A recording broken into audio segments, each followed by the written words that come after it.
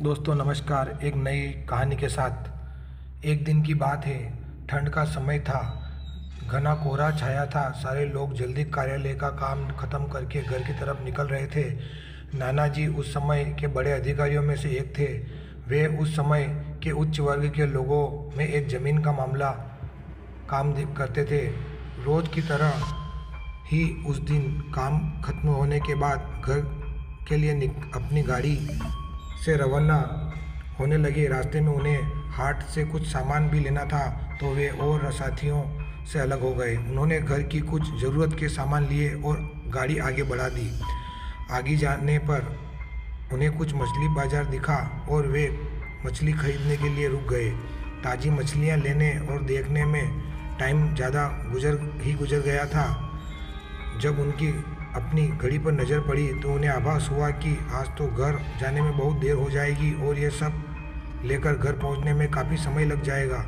फिर यही सब सोचकर उन्होंने सोचा कि क्यों ना जंगल के रास्ते से निकला जाए तो जल्दी पहुंच जाऊंगा। तो उन्होंने अपना रास्ता बदला और जंगल की तरफ अपनी गाड़ी को घुमा लिया। समय 11 बज चुका था। गाड़ी तेज़ रफ्तार से आगे बढ़ रही थी। तभी अचानक तेज़ ब्रेक लगा। गाड़ी को रोकना पड़ा। उनकी गाड़ी के आगे एक औरत ज़ोर ज़ोर से रोती रही थी। उन्होंने सोचा इस वीराने में ये औरत क्या कर रही है। उन्हें लगा कि कोई मजदूर की पत्नी होगी जो नाराज़ होकर घर छोड़कर जंगल भाग आई है। तो उन्होंने उससे पूछा कि यहाँ जंगल में तुम क्या कर रही हो। लेकिन उसने कोई जवाब न देकर और ज़ोर ज़ोर से रोने लगी। सारे जंगल में उसकी हूँ हूँ सी सिसकियाँ गूंज रही थी। फिर नाना जी ने पूछा तुम्हारा घर कहाँ है, लेकिन वो कुछ भी ना बोली। तब नाना जी ने कहा कि आज चलो मेरे घर में रहना, सुबह अपने घर चले जाना। ये जंगल बहुत सारे जंगली जानवरों से भरा है।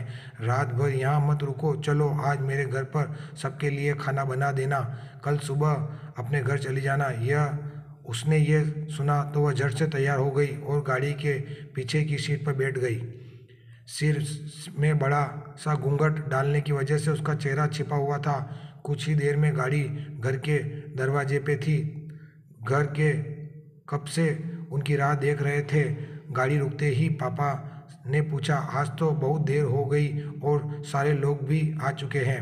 तब उन्होंने सारी बातें अपनी माँ को बताई और कहा कि आज खाना इससे बनवा लो, कल सुबह ये अपने घर चली जाएगी। इतनी रात को बेचारी जंगल में कहाँ भटकती, इसीलिए मैं ले आया। पर पापा को कुछ संदेह हो रहा था कि कहीं चोर तो नहीं रात को सोने के बाद या खाना बनाते समय कहीं घर के सामान ही चुरा कर न ले जाए। पर बेटे की बात को कैसे मना करती। उन्होंने यस उस औरत को कहाँ देखो, आज तो मैं रख लूँ ले ली हूँ, लेकिन कल सुबह होते ही यहाँ से चली जाना और जाओ रसोई में ये से सामान उठाकर ले आओ और खाना बना दो। उसने फिर से जवाब नहीं दिया। बस हूँ की आवाज़ बाहर आई और वो सारा सामान लेकर माँ के पीछे पीछे बहुत दूर चल दी। रसोई में सारा सामान रखवा कर माता जी ने उसे खाना जल्दी बनाने की सख्त हिदायत दी और वहाँ से चली गई। लेकिन उसका मन कुछ परेशान सा था। फिर 10 मिनट में रसोई में उसे देखने चली गई कि वो क्या कर रही हैं और उसका चेहरा भी देखना चाहती थी। लेकिन वहाँ पहुँची तो देखा कि वो मछलियों का थैला निकाल रही थी। उन्होंने बहुत ज़ोर से गुस्से में कहा यह सब खाने का इंतज़ार कर रहे हैं और तुम अभी मछलियाँ ही निकाल रही हो, कल सुबह तक बनाओगी क्या। उसने सिर पर घूंघट अभी भी था और चेहरा देखना मुश्किल ही नहीं नामुमकिन था। उन्होंने उससे कहा तुम जल्दी से खाने की तैयारी करो, मैं आग सुलझा देती हूँ, काम जल्दी हो जाएगा। और वे जल्दी से चूल्हा जलाने की तैयारी करने लगी। लेकिन साथ ही वो उनका चेहरा देखने को भी कोशिश कर रही थी। लेकिन वो जितना देखने की कोशिश कर रही थी वो पल्लू नीचे खींच रही लेती। अंत में हार कर वो बोली देखो मैं आग सुलझा दी है, अब आगे सारा काम कर लो, कुछ का ज़रूरत हो तो बुला लेना। लेकिन वो कुछ नहीं बोली। अब उन्हें लगा कि यहाँ से जाने में ही ठीक है, वरना मेरा भी समय खराब होगा और हो सकता है अनजान लोगों से डर रही हो। यह सब सोचकर उन्होंने उससे कहा मैं आ रही हूँ, जल्दी से खाना बना कर रखना, और वहाँ से निकल गई। मन अभी परेशान ही था। अपने कमरे में कभी बच्चों के कभी बाहर सबको देख रही थी, लेकिन कुछ अनहोनी न हो जाए, 1 मिनट भी आराम से नहीं बैठ पाई। अभी 5 मिनट ही हुए थे, पर उनके लिए वो घड़ी पहाड़ सी हो रही थी। समय बीत ही नहीं रहा था। 8 मिनट बड़ी मुश्किल से गुजरे और वे तुरंत ही कुछ सोचकर रसोई की तरफ दौड़ी और वहाँ पहुंचकर आया। जैसे ही उन्होंने रसोई घर का नज़ारा देखा, उनकी आंखें फटी की फटी रह गई। उनके पैर बिल्कुल ही जम गए, ना उनसे आगे जाए ना पीछे। उनके हृदय की धड़कनें रुक गई। वो औरत रसोई में बैठकर सारी कच्ची मछलियाँ खा रही थी। सारे रसोई में मछलियाँ और खून बिखरा पड़ा था। उसके सिर से घूंघट भी उतरा पड़ा था। इतना खौफनाक चेहरा आज तक उन्होंने कभी नहीं देखा।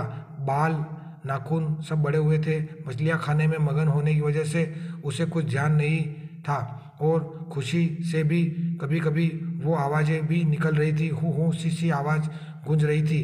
रसोई पिछवाड़े में होने की वजह से और लोगों का ध्यान भी इधर नहीं आ रहा था। माँ को कुछ भी नहीं हुआ समझ आ रहा था कि चिल्लाने से कहीं घर के लोग को नुकसान न पहुंच जाए। वो चुड़ैल से अपने घर को कैसे बचाए, उन्हें समझ नहीं आ रहा था। बस भगवान का नाम ही उनके दिमाग में आ रहा था। अचानक वे आगे बढ़ने लगी उसकी तरफ और झट से एक थाल लिया और चूल्हे की तरफ दौड़ी। उस चुड़ैल की नज़र भी पापा पर पड़ चुकी थी, सो वो भी कुछ सोचकर उठी। उसकी जगह माँ भी कुछ देर नहीं करना चाहती थी। उन्हें पता था कि आज अगर जरा सी लापरवाही हुई तो अनहोनी हो जाएगी। उस चुड़ैल से कुछ करने से पहले ही उन्होंने चूल्हे तक पहुंचना था, और चूल्हे के पास पहुंचकर उन्होंने जलता हुआ कोयला थाल में भर लिया और चुड़ैल की तरफ फेंककर जोर से फेंका। आग की जलन की वजह से वो अजीब सी डरावनी आवाज़ें निकालने लगी। अब वो उसकी आवाज़ें बाहर भी जा रही थी। सारे लोग बाहर से रसोई की तरफ भागे। वो चुड़ैल जोर जोर से हो जोर की आवाज़ निकाल रही थी और पूरे रसोई में दौड़ रही थी और माताजी को पकड़ना भी चाह रही थी, लेकिन अब सारे लोग रसोई में आ चुके थे। काफ़ी लोगों की भीड़ देखकर वो भी डर गई थी। लोगों की भीड़ को फैलती हुई वो बाहर जंगल की तरफ भाग गई, और सारे लोग ये मंजर देखकर डरे सहमे खड़े थे और मन ही मन माताजी की हिम्मत की दाद दे रहे थे। ऐसे छूटा चुड़ैल से पीछा। इस कहानी यहीं समाप्त होती है। यदि आपको ये कहानी अच्छी लगी हो तो मेरा चैनल सब्सक्राइब करें, लाइक करें, कमेंट करें और शेयर करिए। धन्यवाद। अगली कहानी के साथ फिर मिलते हैं कल नेक्स्ट वीडियो में। धन्यवाद।